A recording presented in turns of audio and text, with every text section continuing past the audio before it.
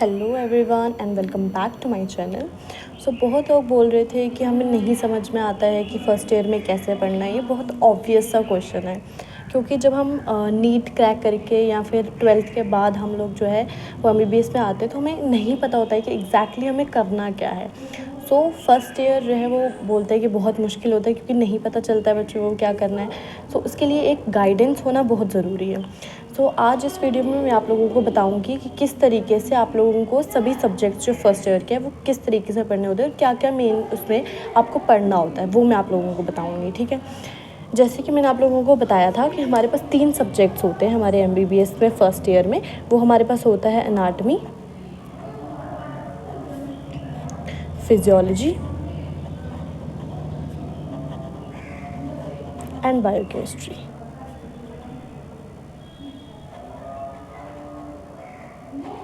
इस वीडियो में मैं आप लोगों को एनाटमी के बारे में बताऊंगी, क्योंकि एनाटमी थोड़ी सी वास्ट है। ज़्यादा लंबी वीडियो हो जाएगी अगर मैंने तीनों एक ही बार में बता दिए। तो इस वीडियो में मैं आपको एनाटमी के बारे में बताऊंगी, फिर सेकंड वीडियो में मैं आपको फिजियोलॉजी और बायोकेमिस्ट्री के बारे में इकट्ठा बता दूंगी। ठीक है, सबसे पहले अगर हम लोग बात करते हैं एनाटमी की, एनाटमी में कितने फर्दर टाइप्स आते हैं और इसमें आपको क्या क्या पढ़ना होता है। देखो, सबसे पहले तो आप लोगों को आएगी जनरल एनाटमी।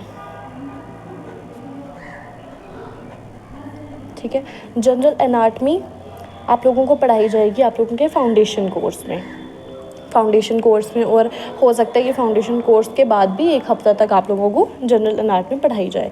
ठीक है, फिर नेक्स्ट आपका सेकंड आएगा हमारा सिस्टमिक एनाटमी।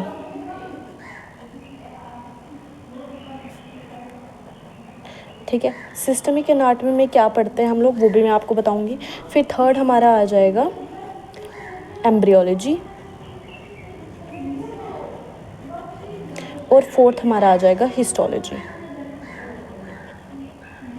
अगर मैं सबसे पहले बात करूँ जनरल एनाटमी की, तो जनरल एनाटमी में आप लोगों को जनरल थिंग्स आएंगी, जैसे कि आप लोगों का लिम्फेटिक सिस्टम आ सकता है, मतलब शॉर्ट जो बेसिक चीज़ आप लोगों को नॉलेज होनी चाहिए। आप लोगों की बोन्स आ सकती है कि कितनी बोन्स है हमारी बॉडी में, उसके बारे में आप लोगों को बता सकते हैं। कितने जॉइंट्स हैं हमारी बॉडी में, कौन कौन सा टाइप्स ऑफ जॉइंट्स है, तो वो सब आप लोगों को इसमें आ जाएगा। ठीक है, फिर आ जाएगा हमारे पास सिस्टमिक एनाटमी। सिस्टमिक एनाटमी में आप मेन चीज़ें पढ़ोगे, मेन बॉडी पार्ट्स पढ़ोगे।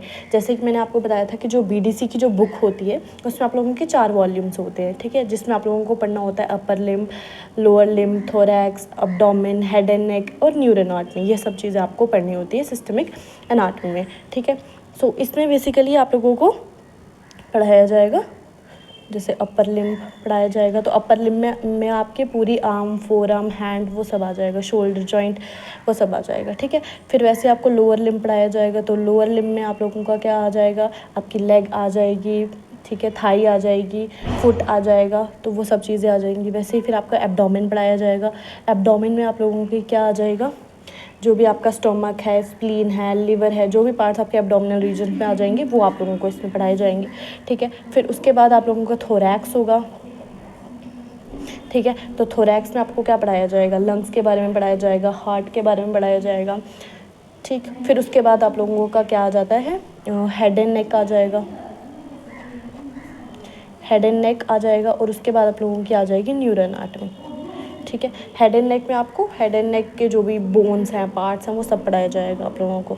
और न्यूरो में आप लोगों को क्या पढ़ाया जाएगा, नर्वस सिस्टम आपका पूरा पढ़ाया जाएगा, ब्रेन के बारे में पूरा बताया जाएगा आपको। ठीक है, इसके अलावा इसमें एक और आती है आपकी सब डिवीज़न, वो है आप लोगों की ऑस्टियोलॉजी। अब मैं आपको सब डिटेल में बताऊँगी। ठीक है, अगर मैं एम्ब्रियोलॉजी की बात करूँ तो एम्ब्रियोलॉजी में क्या रहता है आप लोगों का कि फीटल डेवलपमेंट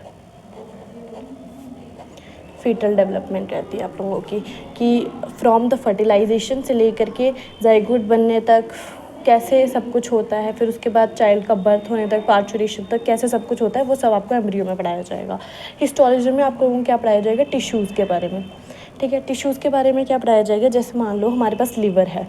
ठीक है, लीवर है हमारा, उसको हम क्या करेंगे, थिन स्लाइसेस में कट करेंगे और फिर हम देखेंगे कि एग्जैक्टली उसके अंदर कौन सा टिश्यू प्रेजेंट है, यानी कि कौन कौन से उसका एपिथीलियम कौन सा प्रेजेंट है, कौन कौन से सेल्स हमें उसके अंदर देखने को मिल रहे हैं। जैसे हमें वहाँ पे हिपैटोसाइट्स देखने को मिलेंगे, ठीक है, in the hexagonal shape rings में, तो वो हम देख सकते हैं वहाँ पे हमें वो देखने पोर्टल ट्रायड देखने को मिलेगा हमें। ठीक है, वो हम देख सकते हैं, तो वो सब चीज़ें जो है आप लोगों की टिश्यूज़ में आ जाएंगी।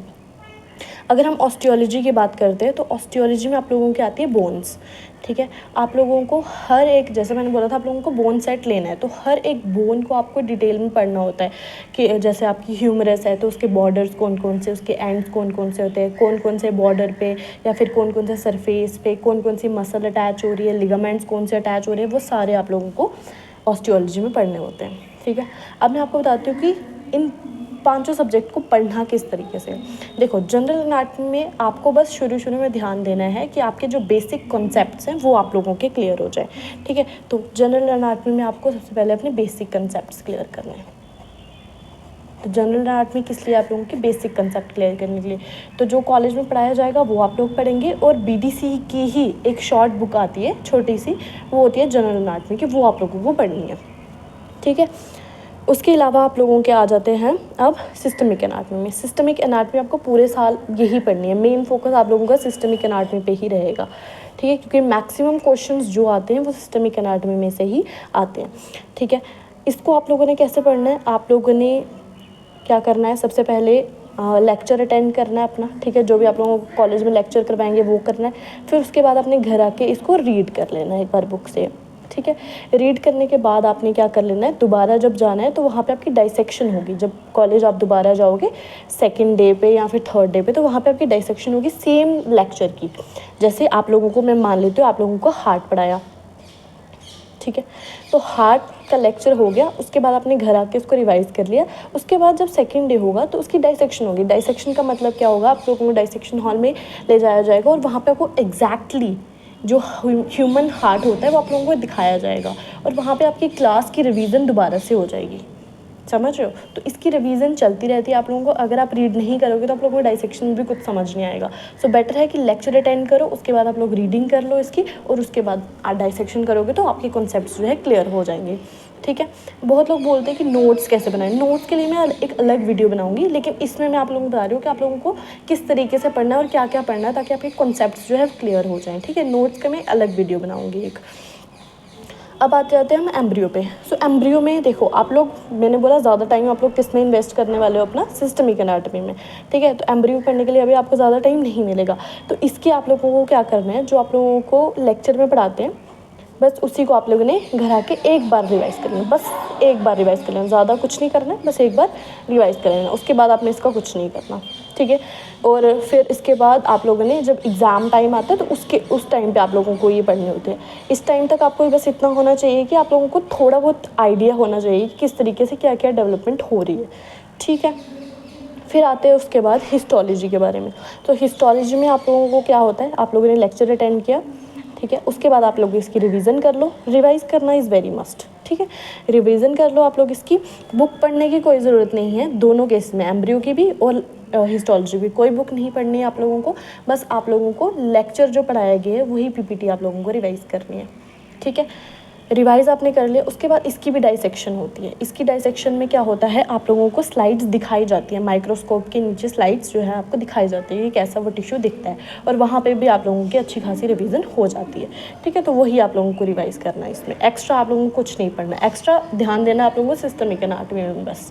फिर आते हैं ऑस्टियोलॉजी। तो ऑस्टियोलॉजी में क्या होता है, जैसे आप लोगों की डाइसेक्शन होती है ना, वैसी ऑस्टियोलॉजी होती है। ऑस्टियोलॉजी ऐसा नहीं है कि आप लोगों को लेक्चर्स में पढ़ाई जाएगी, लेक्चर्स में नहीं पढ़ाई जाएगी। आप लोगों के मेंटर्स होते हैं, मतलब एक टीचर जो है वो अलॉट कर दिया जाएगा नियर अराउंड 20 स्टूडेंट्स को, 20 या फिर 10 स्टूडेंट्स को अलॉट कर लिया जाएगा।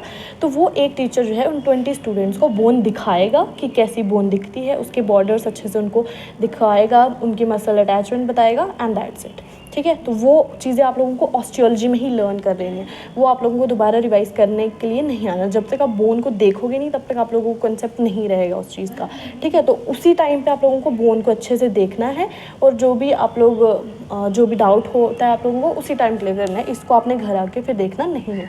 फिर ये देखना है आप लोगों को वाइवा के टाइम पे, जब आप लोगों का एग्ज़ाम में वाइवा होगा उस टाइम पे फिर आप लोगों को ये रिवाइज़ करने को मिलेंगी, ठीक है। सो ये था कि हम एनाटॉमी में क्या क्या चीज़ें पढ़ेंगे। और मैं आप लोगों को 2 इंपॉर्टेंट चीज़ें बताना चाहती हूँ। मुझे लगता है वीडियो काफ़ी लंबी हो जाएगी अगर मैंने अभी बताई, तो वो मैं आप लोगों को नेक्स्ट पार्ट में बताऊँगी, फिजियोलॉजी और बायोकेमिस्ट्री का जब मैं आप लोगों को बताऊँगी उस पार्ट में बताऊँगी, ठीक है। सो that's all for this video. If you like the video, so hit the like button, share the video and subscribe to my channel. Thank you.